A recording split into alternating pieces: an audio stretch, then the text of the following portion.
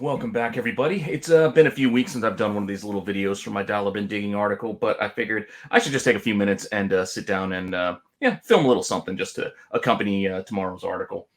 Again, I don't have a lot of books to show, so I'm not going through a whole short box or anything like that. So this isn't going to be like a half-hour video. It's going to be very quick. I just got a short stack of stuff here that I'm going to go through. You can see, and I already got 4 books picked out that I'm just going to do that I thought were kind of interesting to cover for tomorrow. So I'm going to start off and just go with some of the extra stuff that I considered and stuff I just did buy, this last weekend at the flea market and at the comic shop on Tuesday. I didn't actually go out this morning because my shop actually had some stuff out on Tuesday, and so I didn't have to go out today. But that being said, this is, again, my video for Dollar Bin Digging. I write for comicbookinvest.com. I'm still trying to get back to some of my other articles once I find that time, but this YouTube bit is taking a lot of time from me right now, so I don't have a lot of extra time to write. But I'm going to try balance things a little bit more going forward because I do enjoy writing. So with that, I'm just going to quit beating around the bush and just get right to the books here. So first up, I'm going to go with just this random issue of Marvel Boy. It's a Marvel Boy 4. I don't believe anything extremely significant happens here. This is just part of Grant Morrison's run here, and beautiful J.G. Jones art in this. And just never disregard Grant Morrison books. Like, this Marvel Boy series could be mined by many other writers for material, as other writers love Morrison. I love Grant Morrison, but other writers in particular love Grant Morrison, and they love going back to stories that he's told to kind of expand, expound, revisit, whatever you want to call it. So that's something I would keep an eye on. You can find this series a lot in Dollar Bin, so I would grab a couple of those. I know there's been some possible speculation that maybe Lord of Light could somehow tie into some of this stuff too. But that being said, let's just keep moving on. This is just a random Action Comics, $8.98. I figure, why would I grab this random, David Finch cover? It's just the newsstand. Newsstand caught me, so it was a nice clean copy. And again, these later issue DC books, and any books really in newsstand, they're just not that easy to find. So I figured for $1, I'd take a shot. I think there's one up right now on eBay, and I think they were asking a decent amount, over 20 or something like that, or something random like this. So you never know. People collect oddities, and people might be looking for stuff like this. So you see something different, late newsstand, interesting cover. I mean, you got Larfleeze, you got Lex there in his armor gear. I don't know. It's $1. Take a shot. Speaking of which, randomness. Aunt May and Franklin Richards versus Galactus. Come on. It's $1. How could you leave this behind when you see something like this? This is a Marvel team-up, 137. So, just a fun little story inside. It's $1. Who knows? Speaking of who knows, when you find a complete 1 and 2 set for Snakes on a Plane, go for it, I say. Why not? Again, I don't think this does anything at all, but $2. Actually, I don't even think this was $2. I think I got a bunch of books at the flea market for 50 cents, so it's actually less than $1. But to that end, even if they were $1, Snakes on a Plane, why not? Interesting covers. I mean, this is October 2006, so this is with Wildstorm. I think there's photo covers for these as well, but the ones they had there were the cover art. So those are the ones I found. Those are the ones that I grabbed. Next, Old Spec. Old Spec that could be coming back again. I think I covered this book once before. And again, even now, you can still find them. Superboy 9, King Shark. I know there's some debate, I guess, with I think Superboy 0 also might have King Shark in it, but I always look at 9 as the book for King Shark. He's right there on the cover. It's not a great cover, but still, it's cover appearance coming right at you. So King Shark, if he looked pretty good on the Flash show. I think. I thought that was kind of a cool look. I mean, they kept it kind of dark, but I think James Gunn could make him be a very interesting character, much more so than Killer Croc was in the first Suicide Squad movie. So, I don't know. I'm hopeful. You never know. I think there's a lot of these books because, again, I keep finding them. So, I don't know. Just something, again, still keep an eye out for. People forget. That's the thing about these books. People forget spec.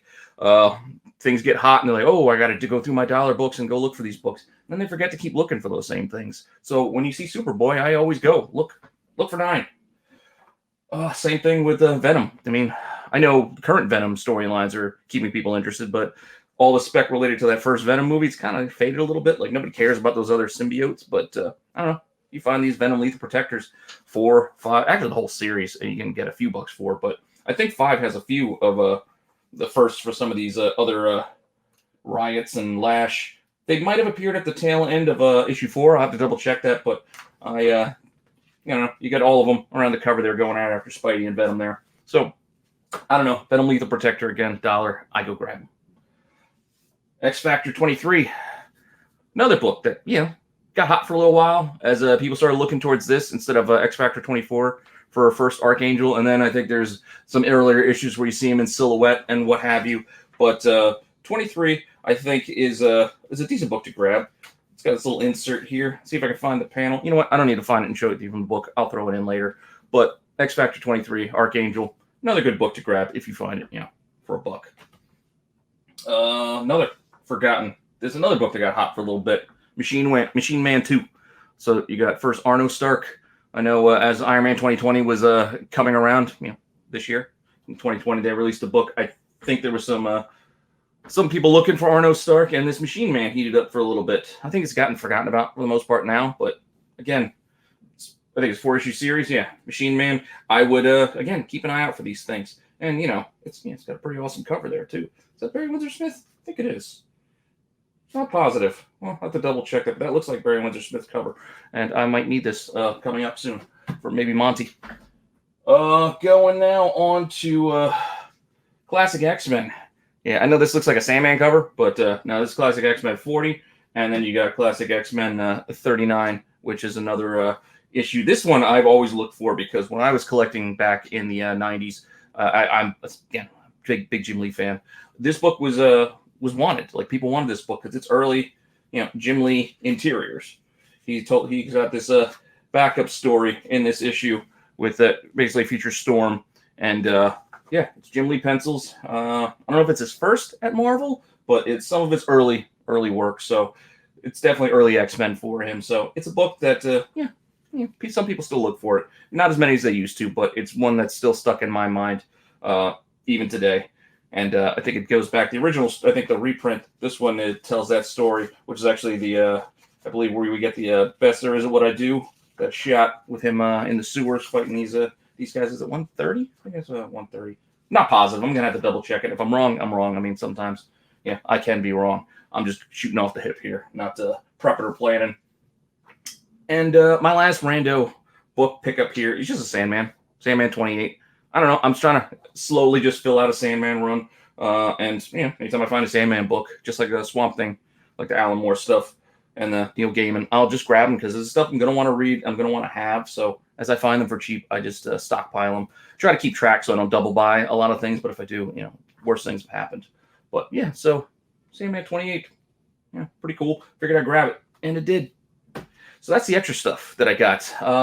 I think what I have left are the 4 books I'm actually going to write about. So if you're watching this video tomorrow, with the video, you can see, with the article, you can see the books written about below. But all right, take a quick sip and see what we got here. Now, I just grabbed this book on just pure instinct. It's just, I don't know, random. I have this run of Moon Girl and Devil Dinosaur, number 15. Riri on the cover just kind of caught my eye. And I'm pretty sure in reading it, at least the context of this story, this is their first meeting. So, she comes flying in to save the day in Moon Girl's school there. So, I don't know. Looks like you're Moon Girl, right? Respect. Yeah, that's me. So, it looks like it's their first actual meeting, whether it's in continuity or first or whatever. This could be something. You never know.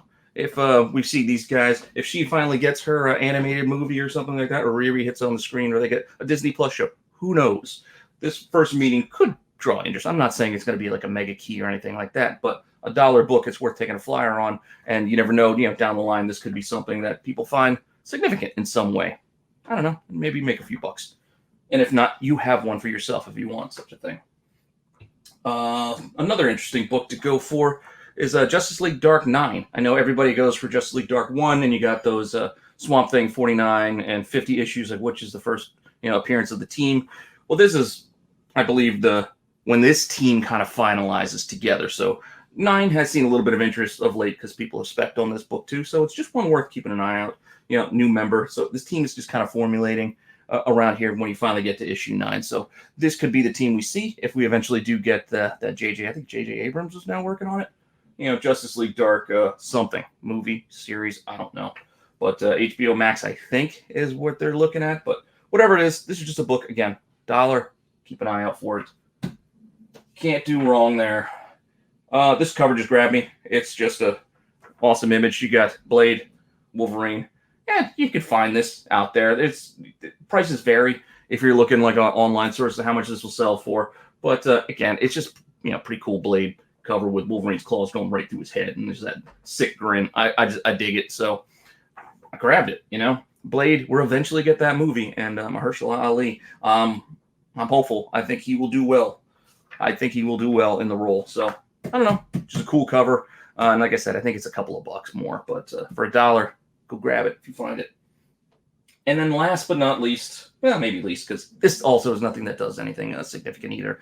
This is just a random second print pickup. Again, as all these second, third, fourth print books keep jumping and popping for, I don't want to say no reason, but just out of the blue. Like, it's just each week it seems like there's another book that's hitting. And so I don't leave behind a lot of them. If it's new art, it's interesting art, something that catches my eye, and it's a later printing, for $1, I'm just putting it in a pile. I'm adding it. I'm just going to hang on to it because you never know. That's what I did with the Venom 4 third prints and the Venom 9 second prints. Nobody wanted them that badly when they first came out, but you find them cheap, and I just saved them, and eventually they became worth something. Granted, I still sold those ones a little too early because those have really gotten pricey these days, but be that as it may. This one just caught my eye because it was a, young or kid cable, whatever you want to call them, and it has that kind of callback to New Mutants 87. This is issue 2 of Extermination, the second print. He actually appeared in the first issue, so this isn't even his first appearance. He appeared in the first issue, and there was a second print where they put him on the cover of that one as well. But it's not as good as this one. I like this cover a lot better. I think it's it's cleaner look, the white, and again with the circles down here, the targets, it kind of calls back to that New Mutants 87 for first Cable. So now we have Kid Cable. Again, it's not really a big deal, but you never know these days. So again, for $1, this is the kind of thing I'll just throw $1 down on because, again, worst comes to worst, I wasted $1. So again, pretty short. That's all I got this week. Those are the 4 things I'm going to write about real quick. Maybe I'll throw in some images here on this video too to kind of fill it out.